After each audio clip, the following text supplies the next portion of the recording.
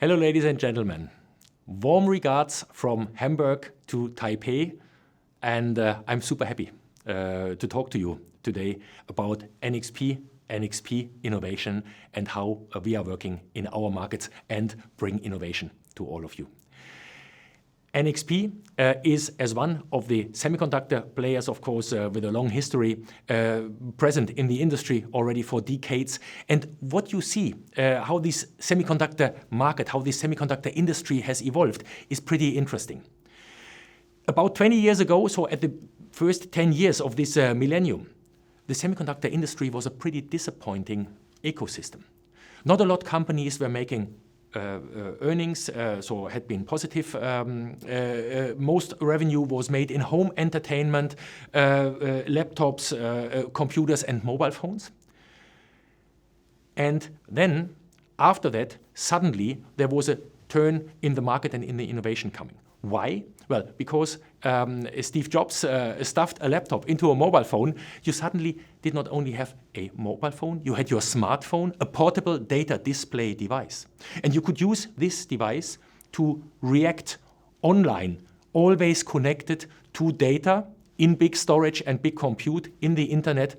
Big storage, big compute, we call the cloud. So cloud computing and smartphones enabled a world that I would call today the on-demand world. On demand, I can, with a press on my mobile phone, order a pizza, I can order a taxi, I can switch on the climate control in my house. Here and now, I don't need to move, always connected. And now what you see coming in this semiconductor market, in this strongly growing semiconductor market in the meantime, is this green phase that we are entering. And this is, of course, what we are very upbeat about. Because this green phase is how I would call it the world that anticipates and automates. The forecast of our analysts is that there might be 75 billion smart connected devices out there in the market towards the end of this decade. 75 billion smart little robots that take tasks away from you, do them on behalf of you, and you don't even have to think about it anymore. You don't have to react. And that can be smart thermostats in your house. That can be smart rolling robots or smart manufacturing robots. And a lot of the silicon that is needed for that is, of course, going into focus markets, for example, automotive and industrial, which are markets where we are in with a significant presence. And we have asked our analysts, hey, how is the market dynamics? How are these markets behaving? And what you get as an answer is the following. So our analysts have looked into the market dynamics pre-pandemics. So what was the growth rate in the segment? And what is it now? And you see these blue bubbles here on the growth scala. Pre-pandemic, green, post-pandemic. And you see the big shifts of the growth rates in automotive and industrial especially. So quite a swing for those markets. Very high demand increase, of course, a tailwind that we are enjoying for us as a company, because this is where most of our activities and most of our innovation are starting from. Now, how does this look for the forecast for the next decade? Also there, the forecast is that the semiconductor market is steeply growing from $600 to $1,000 billion. So steeply up. And what you're seeing is high growth rates there in automotive, in industrial segments. So that growth is going to continue. And the reason is because there is so much robotics innovation going into those core segments. And these robots, manufacturing or rolling, driving robots, are of course everywhere in the press. People are highly innovating in those areas and try to bring them out into the market. Why? Because all of these innovations help us address the big megatrends of society. So your life gets much more convenient, easier with automation, but also in a lot of the other segments of the ecosystem of the megatrends that you are seeing, we can bring semiconductor innovation in that is desperately needed for enabling these robots or letting these robots make our life simpler. Of course, you need to be able to trust your devices, safety and security. Of course, you want to personalize your devices via software. The software-defined car is, for example, one of those topics. You want to be always connected. You see a demographics change, so better autonomous vehicles will help me to stay mobile when I get to retirement age and older. We have more people in the megacities where we have a shortening of resources, of course. We have technology advancements like AI, machine learning, so adaptable systems. We take silicon and the adaptable software on top to have robots that really can anticipate and automate what is happening around us. And all of these big megatrends, they are not new. We talk about them since 10, 15 years even, but they are, of course, our constant source of energy, of inspiration for how we are dealing with innovation also in our segments, in our market, in our home turf, semiconductor technology.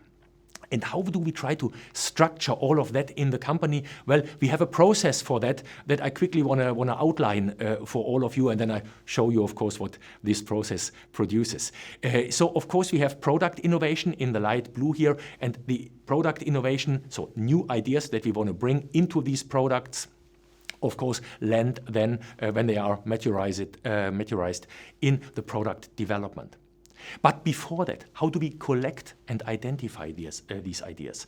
For that, we have a so-called long-term innovation process. So we are looking inside the company 4 to 8 years out, try to earmark topics where we don't know whether they work. Might be cool ideas, but it's not proven that we can use them. But if we could use them, they would be needle-moving for our products, product segments, and for the company. With that, we are scouting every year more than 200 ideas, filtering them and fund them as we think it makes sense for our product innovation and for the product development.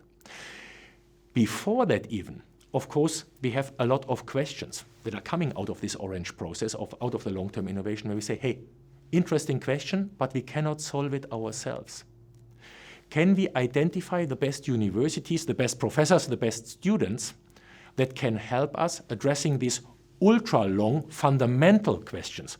In other words, we are running there a university relationship program saying, okay, how do we harness universities, how do we partner with the universities to get our most burning long-term questions answered, researched, and how can we scope then what would be attractive for us in the 4 to 8 year horizon to really take into our own innovation processes. Well, out of all of that and out of the mega trends that we are seeing, what we have done is we have tried to distill down 6 core areas where we are focusing most of our calories on. And of course, you see there is topics again like industrial robotics, intelligent, safe and secure machines and devices, manufacturing robots, as I said.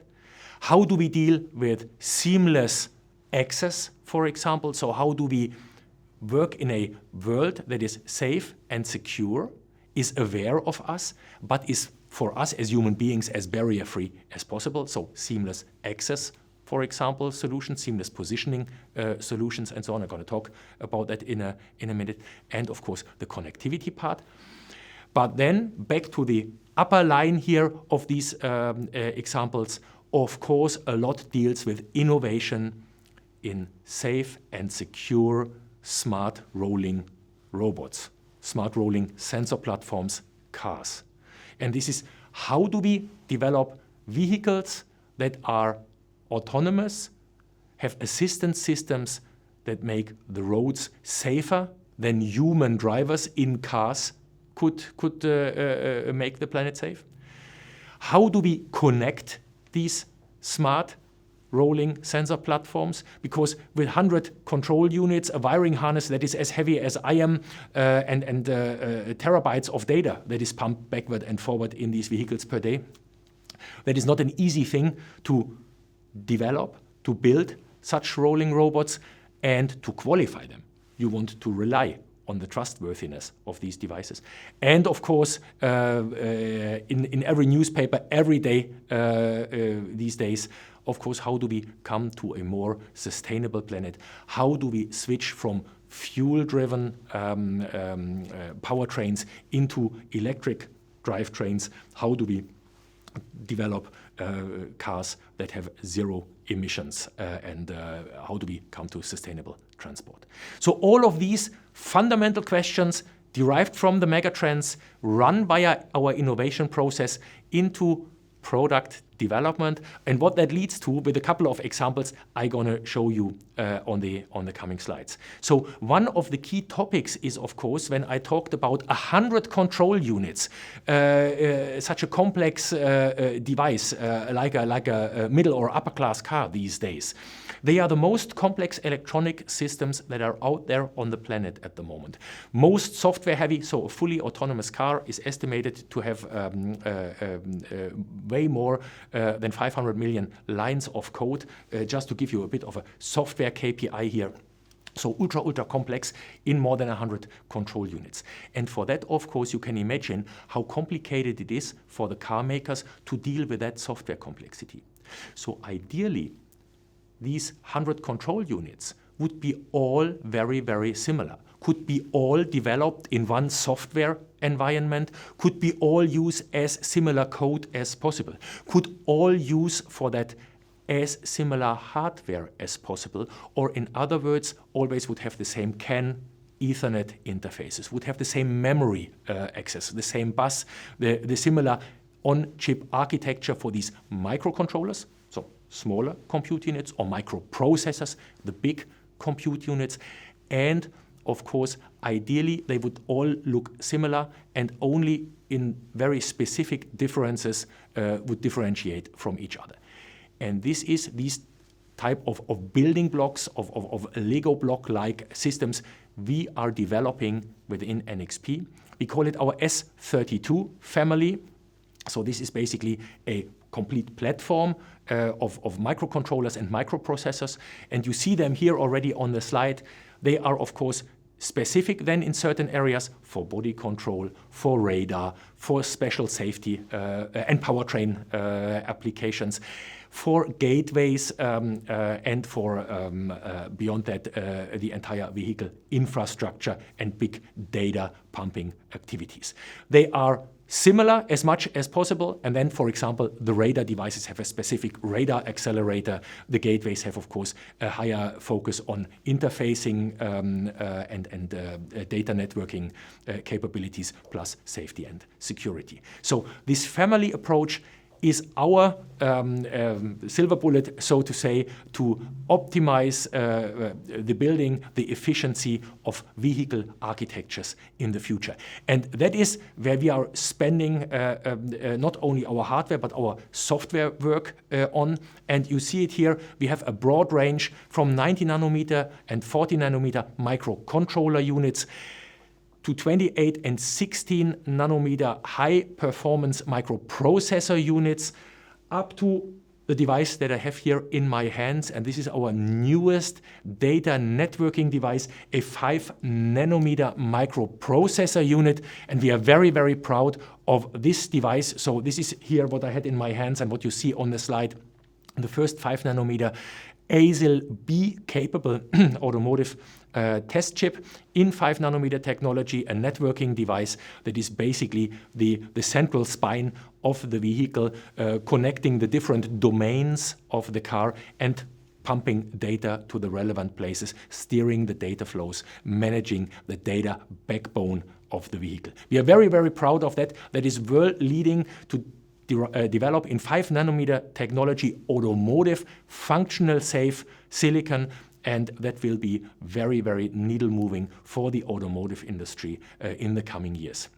Now, these devices here in 5 nanometer have already sister devices in the market in 16 nanometer, 1.6, that were the gateway devices that I showed you on one of the prior slides. And one of our partners, a very prestigious, very well-known Taiwanese company, Foxconn, is using these devices, is starting to use these devices with their daughter company, the joint venture between Yulon Motor and Foxconn, the Foxtron company. They are using these devices as gateway, and of course we have a close partnership with Foxconn of course, initially driven from the mobile and consumer electronics, but very, very strongly since this year also moving into automotive electronics, automotive platform development, not only for digital cockpits, but also going into all the other domains, especially, of course, into powertrain, energy efficiency, and body electronics. So what you see here is for the Model C, we are using these S32G for gateway devices, 16 nanometer, very, very high performing microprocessor units. And that is, of course, a fantastic partnering that we have out there in the market, and a very, very strong activity that we do with our Taiwanese ecosystem partners, Foxconn and Foxtron in this setup.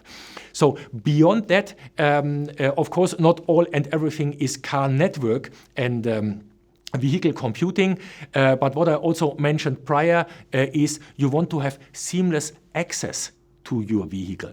And what NXP has done in the past, we have highly innovated in taking your mobile phone, stuffing your wallet and your credit card into the mobile phone and have mobile payment. The newest innovation is that we take your keys, your car keys, and stuff them into the mobile phone. And mobile payment now gets a sister application that is mobile access. And this mobile access is ultra-wideband driven. So ultra-wideband is an access technology. And we just last week won a supplier award. And you see there Markus and Peter from our sales team and from the ultra-wideband business line. They got the award from BMW, a supplier award, for bringing this ultra-wideband access technology into the BMW vehicles in a very seamless, very successful way. And this technology is the reason why you can now access your cars with your mobile phone in the pocket. So passive entry, you do not need to do any interaction. Your car recognizes where the key in your mobile phone is. And if you, with the key in your mobile phone, are close enough to the vehicle, you as an owner are allowed to unlock the car and to start driving. So car key has gone away, mobile phone replacing car key for the normal applications. And of course, this technology is capable beyond automotive to do in all sorts of access cases as well in your private life around you. So talking about the connected world between your rolling robot, your car, and your connectivity device that you have towards the outside world, of course, that story continues. And that story continues in a way where you are looking at, well, okay, how do I administer my car? How do I charge my vehicle? How do I pay for the charging? Mobile payment I already mentioned. How do I access it? How do I authenticate myself as a user at the charge point, and so on? And all of this electronics system capabilities is coming from NXP and is researched, innovated, and brought to market via these top 6 focus areas that I just had shown to you. And just a very, very short excursion here, of course, to how we are working with that ecosystem. I told you already that we have a lot of innovation activities running, maybe this mainly this long-term innovation process, specific innovation boards where we are driving a key innovation. And of course, there was one area where we wanted to dive deeper into, and that is the ecosystem around us. Thousands and 10,000s of startup companies that are doing great innovation as our potential customers, as potential next unicorns, or as potential next partners and suppliers. And this is an area that we are also actively addressing, which basically means we are very active in 3 big incubator areas. The XTC challenge, which is technology for good. So how do we innovate? How do we help startups that are bringing technology for a better planet to life? Then Startup Autobahn, which is an offspring of the Plug and Play incubator in the Bay Area. This is the European offspring of that, with thousands of startups in their databases. And we are closely working with Silicon Catalyst for silicon-specific startups and innovations. So in case you are one of these startup partners for us, please don't hesitate, reach out to us or jump into one of those incubator ecosystems. I'm very, very keen in networking with you, helping you, bringing your company to success, and in brackets, to jointly play with you with the next great needle-moving innovation for the globe. With all of that, I want to come to an end. Big thanks for listening to me, but I want to mention here on the last slide one big thing for all of you. If you are interested in what NXP is doing in the specific segments, please stop by in our virtual showroom, so showroom.nxp.com. There is more than 50 use cases mapped out in detail: building control, car radar, autonomous driving, and so on. And you can find there a lot of collateral and play with the use cases yourself directly via your web browser. And you have this very, very conveniently, can learn what we can bring to your company, your innovation, and to your business success. Thanks a lot for listening in. Have a successful day. Enjoy the event. And I'm looking forward to engaging with you soon.